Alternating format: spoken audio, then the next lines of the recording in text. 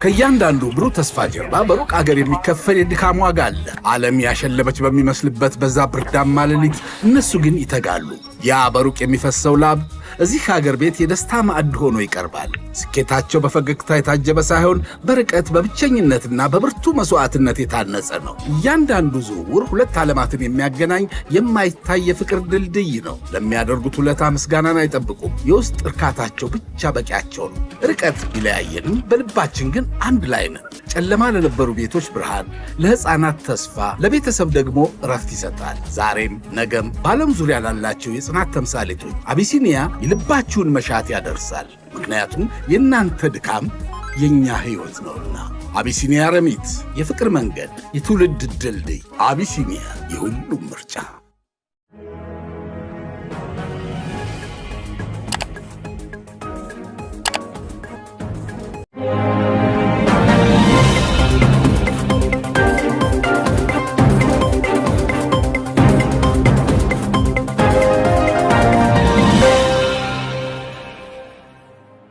ጤና ይስጥልኝ ክቡራትና ክቡራን የዩቲዩብ ቻናል ቤተሰቦች፣ የሰዓቱን አጫጭር ሰበር መረጃዎች ይዤ ቀርብ ያለው። በርከት ያሉ ሰበር መረጃዎች በየሰዓታቱ ልዩነት ዩቲዩብ ላይ ሲጫኑ ቀድሞ ለእናንተ የማስታወቂያ መልእክት ወይም ኖቲፊኬሽን እንዲደርሷችሁ የዩቲዩብ ቻናሌን ሰብስክራይብ በማድረግ የደወል ምልክቷን መጫን አትዘንጉ።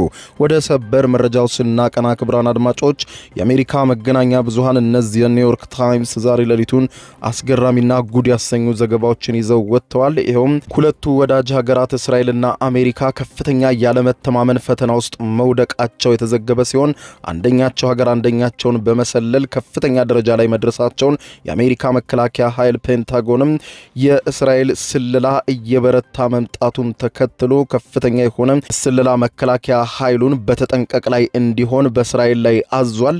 ይህንን ተከትሎ ከፍተኛ ውጥረት መንገሱን በተመለከተ ነጩ ቤተመንግስት ዋይት ሃውስና በአሜሪካ ዋሽንግተን ዲሲ የሚገኘው የእስራኤል ኤምባሲ ምላሽ ሰጥተዋል። በዝርዝር የማስደምጣችሁ ጉዳይ ነው የሚሆነው። አሜሪካ በኢራን ሰው አልባ በራሪ አውሮፕላኖች ወይም ድሮኖች ላይ ዛሬ ሌሊቱን ጥቃት አድርሳለች። እንዲሁም ኢራንን ያስደነገጠ ውሳኔ አሳልፋለች። ይኸውም ለዘመናት ታግዶ የሚገኘው የኢራን በቢሊዮን የሚቆጠር ዶላር አሳልፋ አሜሪካ ለመካከለኛው ምስራቅ ሀገራት በኢራን የወደመባቸውን መሰረተ ልማት ገንቡበት በማለት ለአረብ ሀገራቱ ልትሰጥ እንደሆነ ተዘግቧል። ይህ ኢራኖችን በከፍተኛ ሁኔታ አስቆጥቷቸዋል። በዝርዝር የምታደምጡት ይሆናል። የኢራን ባለስልጣናትም አስቸኳይ ማስጠንቀቂያ ያዘለና በመላው ዓለም ከዚህ በኋላ ነዳጅ ቢጠፋም ተጠያቂዋ አሜሪካ ናት ስትል በሆርሙዝ ወሽመጥ ላይ ኢራንም ልትወስደው ያሰበችውን አደገኛ የተባለ እርምጃ ለመጀመሪያ ጊዜ ይፋ አድርጋለች። ይህንንም በተመለከተ በስፋት የማስደምጣችሁ ዘገባ ይኖራል። እስከ ፍጻሜው ቆዩ። ዝርዝሩን አድምጡ ግብዣዬ ነው። ወደ መረጃዎቹ አለፍኩ። አብረን ዝርዝሩን እንከታተለው። በቅድሚያም በሁለቱ ወዳጅ ሀገራት አሜሪካና እስራኤል መካከል ከባድ ያለመተማመን ፈተና መውደቁና የሁለቱም የስለላ ድርጅቶች እርስ በርስ በስለላ ላይ በከፍተኛ ሁኔታ መሰማራታቸው ተዘገበ። በሁለቱ አጋር ሀገራት አሜሪካና እስራኤል መካከል ከፍተኛ የሆነ ያለመተማመን ፈተና ውስጥ መውደቃቸውን የሚያሳዩ መረጃዎች በስፋት መውጣታቸውን የዘገቡት የአሜሪካ መገናኛ ብዙሃኖቹ ኤንቢሲ ኒውስ እና ዘ ኒውዮርክ ታይምስ ዛሬ ሌሊቱን የአሜሪካ ከፍተኛ የስለላ ባለስልጣናት ጠቅሰው እንደዘገቡት የዩናይትድ ስቴትስ መከላከያ ሚኒስትር ፔንታጎን ከእስራኤል ሊሰነዘር የሚችለው ማንኛውንም የስለላ ስጋት ደረጃ ወደ ወሳኝ የተባለ ከፍተኛ እርከን እንዳደረሰውም ተዘግቧል። ይህ በፔንታጎን ዛሬ የተወሰደው እርምጃም በኢራንና በሊባኖስ መካከል እየተካሄደ ስላለው ጦርነት አቅጣጫ በአሜሪካና በእስራኤል መካከል ያለው ውጥረት እያደገ መምጣቱና ሁለቱ ሀገራት የመተማመን ፈተና ውስጥ መውደቃቸውን የሚያሳይ ነው ብሎታል። የአሜሪካው ዘ ኒውዮርክ ታይምስ እስራኤል በቀጠናዊ ግጭቶች ላይ የአሜሪካን የውስጥ ውይይቶች መረጃ ለመስማት በማሰብ በከፍተኛ የአሜሪካ ባለስልጣናት ላይ ከባድ የስለላ ስራ እየሰራች ነው የሚሉ ጠንካራ ስጋት በአሜሪካ የመከላከያ ሚኒስትር በፔንታጎን ውስጥ በሰፊው ማየሉን ሪፖርቱ አሳይቷል ብለዋል። እንደ ኒውዮርክ ታይምስ ዘገባ ከሆነ እስራኤል የስለላ ጥረቷን ካጠናከረችባቸው ቁልፍ የአሜሪካ ባለስልጣናት መካከል የፕሬዝደንት ዶናልድ ጄ ትራምፕ ልዩ መልእክተኛ የሆኑት ስቲቭ ዊትኮፍ ይገኙበታል። ይገኙበታል። ዊትኮፍ ከኢራን ጋር በሚደረገው ድርድር እንዲሁም በእስራኤልና በሐማስ በሩሲያና በዩክሬን መካከል የሚደረጉ ንግግሮች የአሜሪካን ተደራዳሪ ቡድን ሲመሩ የቆዩ ሲሆኑ በተጨማሪም የእስራኤል የዩናይትድ ስቴትስ የመከላከያ ፖሊሲ ምክትል ጸሐፊ የሆኑት አልብሪጅ ኮልቢን እንዲሁም ምክትላቸው ማይክል ፒ ዲሚኖ አራተኛን ለመሰለል ጥረቷን እያጠናከረች መሆኑን የአሜሪካ የስለላ ሪፖርቶች በስፋት አጋልጠዋል። አንድ ከፍተኛ የአሜሪካ ባለስልጣን ሁኔታውን ሲገልጹት ትራምፕ ስልጣን ከያዙበት ካለፈው ዓመት ጀምሮ እስራኤል በአሜሪካ ባለስልጣናት ላይ የምታደርገው የስለላ መረጃ አሰባሰብ ከቁጥጥር ውጪ እየሆነና እብደት የሚመስል መልኩን በከፍተኛ ሁኔታ እየተስፋፋ ነው ሲሉ በቁጣ ለኒውዮርክ ታይምስ ነግረውታል። ይሁን እንጂ ነጩ ቤተ መንግስት ዋይት ሃውስና በአሜሪካ የሚገኘው የእስራኤል ኤምባሲ ይህንን ዘገባ በጽኑ አስተባብለውታል። የኤምባሲው ቃል አቀባይ እስራኤል በአሜሪካ አካላትን ይቅርና በመንግስት ባለስልጣናት ላይ የስለላ ስራ አትሰራም፣ የስለላ ስራችን ያነጣጠረው በጠላቶቻችን ላይ እንጂ በወዳጃችን አሜሪካ ላይ አይደለም በማለት ክሱን አስተባብሏል። ይህ የስለላ ስጋት እንደ አውሮፓውያን አቆጣጠር በ1985 የእስራኤሉ የስለላ ተቋም ሞሳድ አሜሪካዊውን የባህር ኃይል የስለላ ትንታኔ ባለሙያ ጆናታን ፖላንድ እንዲሁም መልምሎ ያሰማራበትንና በሁለቱ ሀገራት ግንኙነት ላይ ታሪካዊ ጠባሳ ጥሎ ያለፈውን ታዋቂ የስለላ ቅሌትም ዳግም እንዲታወስ አድርጎታል ተብሏል። ከዚህም ባሻገር በፕሬዝደንት ዶናልድ ጄ ትራምፕ በእስራኤሉ ጠቅላይ ሚኒስትር ቤንያሚን ኔታንያሁ መካከል ያለው ግጭት አደባባይ ወጥቷል። ታዋቂው አክሲዮስ የዜና ወኪል ጋዜጠኛ ባራክ ራቪድ አንድ የአሜሪካ ባለስልጣንን ጠቅሶ ዛሬ ሌሊቱን ባወጣው መረጃ ትራምፕ ከኔታንያሁ ጋር ባደረጉት እጅግ የከረረ የስልክ ልውውጥ ላይ ኔታንያሁን አንተ ፍጹም አብደሃል፣ እኔ ባልኖር ኖሮ እስር ቤት የምትገባ ምናምንቴ ሰው ነበርክ፣ እኔ ነኝ ያዳንኩ፣ አሁን ሁሉም ሰው ይጠላሃል፣ በዚህ ምክንያት ደግሞ ሁሉም ሰው እስራኤልን በአንተ ምክንያት እየጠላት ነው በማለት ኃይለኛ ተግሳጽ እንዳወረዱባቸው መዘገቡ ይታወቃል። ይህ ከሆነ በኋላም በሁለቱ ሀገራት መካከል ያለው መካረር አይሏል። አሜሪካና እስራኤል መካከል ያለመተማመን ፈተና በከፍተኛ ሁኔታ ነግሷል የሚለውን ዘገባ ምንም እንኳን የአሜሪካው ነጩ ቤተ መንግስት ዋይት ሃውስና በአሜሪካ ዋሽንግተን ዲሲ የሚገኘው የእስራኤል ኤምባሲ በየፊናቸው ቢያስተባብሉትም የአሜሪካ መከላከያ ተቋም ግን በእስራኤል ሊደርስ የሚችለውን የስለላ ሁኔታ ለመከላከል በሚል እስራኤልን እንደ ስጋት ጠቅሶ ከእስራኤል የሚቃጣ የስለላ መረጃን የሚከላከሉ ኃይሎቹ በተጠንቀቅ ላይ እንዲሆኑ ማሳሰቡ በራሱ ምን ያክል ከፍተኛ ለመተማመን የነገሰ እንደሆነ አመላካች ነው ብሎታል። ይህ በዚህ እንዳለ በመካከለኛው ምስራቅ ዳግም ባገረሸው ውጥረት በነገሰበት የጦርነት አውድማ የአሜሪካና የኢራን ኃይሎች መካረር ከዕለት ወደ ዕለት እያሻቀበ ነው። የፈረንሳዩ የዜና ወኪል አጃንስ ፍራንስ ፕሬስ ዛሬ ሌሊቱን እንዳወጣው ዘገባ የዩናይትድ ስቴትስ ወታደራዊ እዝ በስትራቴጂካዊው የሆርሙዝ ወሽመጥ ላይ በሚተላለፉ የንግድ መርከቦች ላይ ከፍተኛ ስጋት ደቅነዋል ያላቸውን ሁለት የኢራን ድሮኖችን በአየር ላይ መጥቶ እንደጣላቸው ተዘግቧል። የአሜሪካ ማዕከላዊ እዝ ሴንትኮም በይፋዊ የማህበራዊ ትስስር ገጹ ኤክስ ላይ ባወጣው ዘገባ እንዳለው ከሆነ በዛሬው ዕለት በመካከለኛው ምስራቅ የሚገኙ የአሜሪካ ኃይሎች በሆርሙዝ ወሽመጥ ዓለም አቀፍ የባህር ትራፊክ አደጋ ላይ የጣሉ ሁለት የኢራን ዋንዌይ አንድ ጊዜ ተልእኮ ፈጻሚ አጥፊ ድሮኖችን መተን ጥለናቸዋል ሲል ገልጿል። አክሎም የአሜሪካ ኃይሎች የኢራንን የጥቃት እርምጃዎች ለመመከትና ለመከላከል አሁንም በተጠንቀቅ ላይ ናቸው ሲል ገልጿል።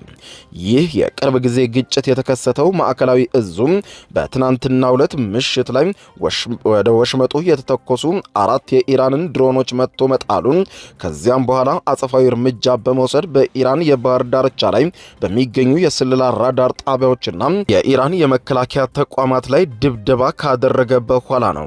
ምንም እንኳን አሜሪካና ኢራን ጦርነቱን እንዴት ማቆም እንዳለባቸው ለሳምንታት የዘለቀ ቀጥተኛ ያልሆነ ድርድር እያካሄዱ ቢሆንም ኢራን በአሜሪካ አጋሮች በሆኑት ባህሬንና ኩዌት ላይ በከፍተኛ ሁኔታ ሚሳኤል በማስወንጨፍ በርካታ ድብደባዎችን አድርጋለች። ይህ በዚህ እንዳለ ኤር ኤንድ ስፔስ ፎርስስ የተባለው መጽሔት ይፋ እንዳደረገው በአሜሪካና እስራኤል ጥምረት በኢራን ላይ የተከፈተውን ጦርነት በጀመረባቸው የመጀመሪያዎቹ ሳምንታት የኢራን የሚሳኤል ጥቃት ከሁለት አስርት ዓመታት በላይ የአሜሪካ የምዕራብ እስያ ዘመቻዎችን ሲመራ የነበረውን የአሜሪካ ዋና ማዘዣ ማዕከል ሙሉ በሙሉ ከጥቅም ውጪ አድርጎታል ሲል ለመጀመሪያ ጊዜ አጋለጠ።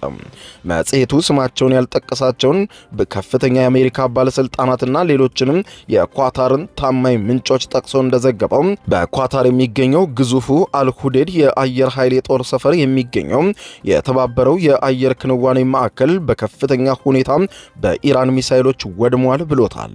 በወቅቱ ማዕከሉም በበርካታ የኢራን ሚሳኤሎች ቀጥተኛ ምት የተስተናገደበት ሲሆን የፈንጂ ድብደባው በነበረበት ጊዜ ማዘዣው አገልግሎት ላይ ስላልነበረ ምንም አይነት የሰው ሕይወት ባይጠፋም ማዘዣ ማዕከሉ ግን ሙሉ በሙሉ ከጥቅም ውጭ ሆኗል ብለዋል። ከጥቃቱ አስቀድሞ የማዕከሉ ዋና ሰራተኞች በደቡብ ካሮላይና ወደሚገኘው የሻው የአየር ኃይል የጦር ሰፈር ተዛውረው የነበረ ሲሆን የአሜሪካ ጦር በኢራን ላይ የሚያደርገውን ዘመቻ ከዚያ ሆነው ቀጥታ ሲመሩ ቆይተዋል ብለዋል። ይህ በኳታር የሚገኘው ማዘዣ ማዕከል ፔንታጎን በአፍጋኒስታን፣ በኢራቅ፣ በሶሪያና በየመን ላካሄደው ወታደራዊ ዘመቻዎች በንቃት ሲገለገልበት የነበረ ስትራቴጂካዊ ስፍራ ነው ብሎታል። የኳታር ሐማድ ቢን ኻሊፍ ዩኒቨርሲቲ የህዝብ ፖሊሲ ፕሮፌሰር የሆኑት ሱልጣን ባራካት በሰጡት ትንታኔ እነዚህ ጥቃቶች ኢራን በሆርሙዝ ወሽመጥ ላይ ያላትን የበላይነት ለማሳየት የምታደርጋቸው ከፍተኛ ጥረቶች አካል መሆናቸውን ገልጸዋል።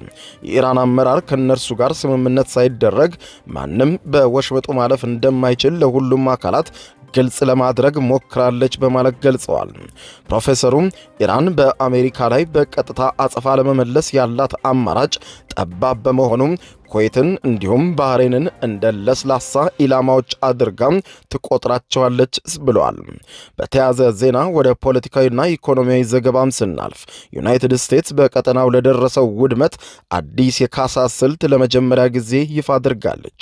ዛሬ ሌሊቱን ሮይተርስ የዜና ወኪል ዘ ኒውዮርክ ታይምስ እና ዘ ኒውዮርክ ፖስት እንዲሁም ፎክስ ኒውስ የተሰኙ የአሜሪካ መገናኛ ብዙሃን እንደዘገቡት የአሜሪካ ግምጃ ቤት ኃላፊ ስኮት ቤንሴንት በአሜሪካ ታግዶ የሚገኘውን የኢራንን ሀብት የባሕረ ሰላጤው ሀገራት ኢራን ላደረሰችባቸው ማንኛውም የወደፊትም ሆነ ያለፈ ውድመት መልሶ ግንባታና ጥገና እንዲውል ለማድረግ እያሰቡ እንደሆነ ተዘግቧል። ለዘመናት ታግዶ በአሜሪካ እጅ የቆየው የኢራን ንብረት የሆነው በርካታ ቢሊዮን ዶላሮች አሜሪካ አሳልፋ ለመካከለኛው ምስራቅ ሀገራት የወደመባቸውን ነገር ተኩበት፣ ገንቡበት በማለት ልትሰጣቸው እንደሆነ ነው የተዘገበው። ይህ በአሜሪካ ሊወሰድ የታሰበው የኢራንን ሀብት አሳልፎ ለመካከለኛው ምስራቅ የአረብ ሀገራት የመስጠት ሁኔታ ኢራንን ከወዲሁ በከፍተኛ ሁኔታ የሚያስቆጣ ሆኗል። ጸሐፊው ቡድናቸው በባሕረ ሰላጤው ሀገራት ያለውን ሁኔታ እንዲገመገምና ግጭቱ ከጀመረ አንስቶ በኢራን ተኩስ ምክንያት የደረሰውን የጥገና ወጪ ግምት እንዲያቀርብ አዘዋል። ይህ የአሜሪካ እቅድ ይፋ የሆነው ኢራን በድጋሚ የባሕረ ሰላጤው ሀገራትን ኢላማ ማድረጓና ኩዌት እንዲሁም ባህሬን ከኢራን የተወነጨፉ ባላስቲክ ሚሳኤሎችን በቅርቡ ማክሸፋቸውን ተከትሎ ነው። ይህ ዘገባ የወጣው የኢራኑ ጠቅላይ መሪ አማካሪ የሆኑት ሞሐሰን ረዛኢ ለሲኤንኤን በሰጡት ቃለ ምልልስ የሰላም ስምምነቱ እጣ ፈንታ የታገደው የ24 ቢሊዮን የአሜሪካን ዶላር የኢራን ሀብት በመልቀቁ ላይ የተንጠለጠለ መሆኑን ከተናገሩ ከአንድ ቀን በኋላ መሆኑን ጉዳዩን ይበልጥ አወዛጋቢ ያደርገዋል። በተያዘ ዜና የአሜሪካው ፕሬዝደንት ዶናልድ ጄ ትራምፕ ከኤንቢሲ ኒውስ ሚት ዘ ፕሬስ ከተሰኘው ፕሮግራም ጋር ባደረጉት ቃለ ምልልስ ኢራን እስካሁን ከአሜሪካ ጋር ስምምነት ላይ ያልደረሰችው ኩሩ ስለሆኑና ጊዜ ስለሚጠይቅ ነው በማለት ተናግረዋል። አሜሪካውያንና ኢራናውያን ተደራዳሪዎች የተኩስ አቁሙን ለማራዘም የሆርሙዝ ወሽመጥን ዳግም ለመክፈትና የኢራንን የኒውክሌር መርሃ ግብር እጣ ፈንታ ለመወሰን ቀጥተኛ ያልሆነ ዲፕሎማሲያዊ ጥረት እያደረጉ ይገኛሉ ተብሏል።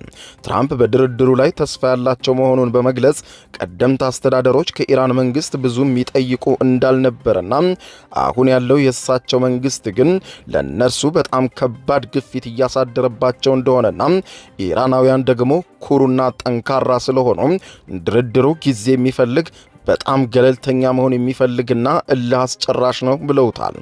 በጣም ገለልተኛ ነበሩ የድሮዎቹ መሪዎች። እውነቱን ለመናገር ከአሜሪካና ከሌሎች ሀገራት ደካማና አቅመቢስ አመራሮች ጋር ሲሰሩ ነበረ። አሁን ግን ራሳቸው ፖለቲካዊ አንገታቸውን በተቀሉበት ሁኔታ ውስጥ መሆናቸውን ማመን የቻሉ ጭምር አይመስልም። ኢራናውያን ኩሩ ናቸው። ያደረስኩባቸው ከፍተኛ የሆነ ድቀት ከባድ ስለሆነ መቋቋም ጭምር ተስኗቸዋል ሲሉ ተናግረዋል። ይህ በዚህ እንዳለ የኢራኑ ፕሬስ ቲቪ እንደዘገበው ከሆነ የካቶሊክ ቤተክርስቲያን ርዕሰ ሊቃነ ጳጳሳት ፖፕ ሊዮ 14ኛ አሜሪካና እስራኤል በኢራን ላይ የከፈቱትን ወታደራዊ ጥቃት ፍትሃዊ ጦርነት አይደለም በማለት በይፋ አውግዘዋል። ርዕሰ ሊቃነ ጳጳሳቱ ከሮም ወደ ማድሪድ ባደረጉት በረራ ላይ ለጋዜጠኞች እንደነገሯቸው የአሜሪካው ምክትል ፕሬዝዳንት ጄዲ ቫንስ የዋሽንግተንን ወታደራዊ እርምጃ ለመከላከል የፍትሃዊ ጦርነት ዶክትሪንን መጥቀሳቸውን ተችተዋል። ፖፕ ሊዮ በዚህ ምንም አይነት ፍትሃዊ ጦርነት የለም፣ የፍትሃዊ ጦርነት ንድፈ ሐሳብ የመጣው ከዘመናት በፊት ነው፣ ሰዎች ዛሬ ያሉትን አስከፊ የጦር መሳሪያዎችና አውዳሚ አቅሞች መገመት በማይችሉበት በዚያ ዘመን የተፈጠረ ትርክት ነው በማለት የዘመናዊውን ጦርነት አስከፊነት አብራርተዋል። የፖፕ ሊዮ አስተያየት ከፕሬዝዳንት ዶናልድ ጄ ትራምፕ ጋር ያላቸውን ውጥረት አባብሶታል። ባሳለፍነው ሚያዝያ ወር እንደሚታወሰው ትራምፕ በኢራን ውስጥ ምንም አይነት ስልጣኔ አይቀርም በማለት የተናገሩትን ፖፑም በእውነት ተቀባይነት የሌለው ሲሉ መተቸታቸው አይዘነጋም። ይህ በዚህ እንዳለም በኢራንና በአሜሪካ መካከል የተኩስ ልውውጥ መደረጉን ተከትሎ የኢራን እስላማዊ አብዮታዊ ዘብ የሆርሙዝ ወሽመጥን ለነዳጅና ጋዝ ላኪዎች 100% ሙሉ በሙሉ ለመዝጋት መዛቷ ተዘግቧል። ባህረ ሰላጤው አካባቢ ሁለቱ ሀገራት የተኩስ ልውውጥ ካደረጉ በኋላ እስላማዊ አብዮታዊ ዘቡ በሰጠው ማስጠንቀቂያ የሆርሙዝ ወሽመጥን ለነዳጅና ለጋዝ ላኪዎች ሙሉ በሙሉ ቢዘጋ ኃላፊነቱን የምትወስደው አሜሪካ መሆኑን ከዚያ በኋላ ልብ በሉልኝ ሲል አስጠንቅቋል። አሜሪካ እኩይ ድርጊቷን ከቀጠለች ለሚወሰደው እርምጃ ኃላፊነቱን ትወስዳለች ሲል አስጠንቅቋል። የአሜሪካ ጦር ማዕከላዊ እዝ ኸሮክና ቃሽም በተባሉ ደሴቶች ላይ የኢራንን የባህር ዳርቻ ጥበቃ ማዕከላት ላይ ጥቃት መፈጸሙ ይታወቃል። ይህ በዚህ እንዳለ የባህሬን ውጭ ጉዳይ ሚኒስትር ኢራን ያደረሰችውን ጥቃት በጽኑ እንደሚያወግዝ አስታውቋል። በባህሬን እንዲሁም በኩዌት ላይ ትናንትና የደረሰው ጥቃት ግልጽ ጸባጫሪነት እንዲሁም የሁለቱን ሀገራት ሉዓላዊነት የጣሰ ሲል ኮንኖታል። የአሜሪካ ጦር ማዕከላዊ እዝ ኸሮክና ቃሽም በተባሉ ደሴቶች ላይ የኢራን የባህር ዳርቻ ጥበቃ ማዕከላት ላይ ጥቃት መፈጸሙን አስታውቋል። የኢራን እስላማዊ አብዮታዊ ዘብ በአጸፋው በኩዌት የሚገኙ ሁለት የአሜሪካ ጦር መቀመጫዎች ላይ ባላስቲክ ሚሳይል እንደተኮሰና በባህሬን በሚገኘው የአሜሪካ ጦር ሰፈር ላይም ጥቃት እንዳደረሰም አስታውቋል። የአሜሪካ ጦር የኢራንን 4 ድሮኖች መጥቶ ከጣለ በኋላ ኢራን ወደ ኩዌትና ባህሬን 7 ሚሳይሎችን መተኮሷ ይታወቃል። 6ቱ ሚሳይሎች አሜሪካ ክሽፍ ያለው ብትልም በአካባቢው ላይ ከፍተኛ ውጥረት ያነገሰ ጥቃት ሳያደርሱ እንዳልቀረም ተዘግበዋል። ክቡራን አድማጮች ለሰዓቱ ብታደምጧቸው መልካም ናቸው ያልኳቸው አጫጭር መረጃዎች የሰማችኋቸው ነበሩ። ከሰዓታት በኋላ በሌላ መረጃ ተመልሰን እስከምንገናኝ በያለንበት የዓለም ዳር ቸር እንቆይ። አሁን ከልቦ ለመሳቅ ይዘጋጁ። ጊዜው የአቧራው ጨሰ ቲያትር ነው። ዘወትር ዓርብ በ12 ሰዓት በዓለም ሲኒማ ቀጠሮን ያደርጉ። ወይ አቧራው ጨሰ ቅድስት ገብረ ሥላሴ፣ ቃል ኪዳን ታምሮ፣ ሱራፌል ብስራትና አቤል ብርሃኑ የወይኗ ልጅ በድንቅ ሁኔታ ይተውኑበታል። ከኔ ጋር ግን አንግባባም አይደል? ሳቅ እንደ ጥጥ ይፈተላል። በቃላት እያዋዛ በድርጊት ያስደምማል። አዎ ምስክር የለኝም። አቧራው ጨሰ ልብ አንጠልጣይ ኮሜዲ ቲያትር። ደራሲ ሱራፌል ብስራት፣ አዘጋጅ አቤል ሰለሞን። ዘወትር ዓርብ በ12 ሰዓት በዓለም ሲኒማ እንገናኝ። እናንተ ተወያዩ፣ እኛ እንውጣላቸው አይደል? ወዴት ነው የምትሄደው? አቧራው ጨሰ የዘመኑ ምርጥ ኮሜዲ ቲያትር። የዩቲዩብ የስኬት ሚስጥሮችን በዝርዝር የያዘው የአቤል ብርሃኑ የወይኗ ልጅ መጽሐፍ ሁለተኛ እትም በገበያ ላይ። ዩቲዩብ ለመጀመር በአጭር ጊዜ ስኬትን ለመቀዳጀት አስበዋል? ዩቲዩብ ብጀምር ስንት ብር አገኘሁም ብሎ አስበዋል? እንግዲያውስ በዩቲዩብ 2 የወርቅ 3 የብር ሽልማቶችን ያገኘው የአቤል ብርሃኑ የወይኗ ልጅ የዩቲዩብ ሚስጥሮች መጽሐፍ በዝርዝር ሁሉንም ያብራራሉታል። ዛሬውኑ ገዝተው ህልሞን እውን የሚያደርጉበትን የዩቲዩብ የስኬት መንገድ ይጀምሩ። በሀገር ቤት አከፋፋይ አዲስ አበባ ሜክሲኮ ኮሜርስ መጽሐፍት መደብር። በውጭ ሀገራት ለምትገኙ ከአማዞን ላይ ብታዙ በቀናት ውስጥ ደጁ ይደርሳል። የአማዞን ሊንኩን እዚህ ቪዲዮ ኮሜንት ላይ ያገኙታል። የዩቲዩብ ሚስጥሮች ዘመኑ ጋር ተፈላጊ መጽሐፍ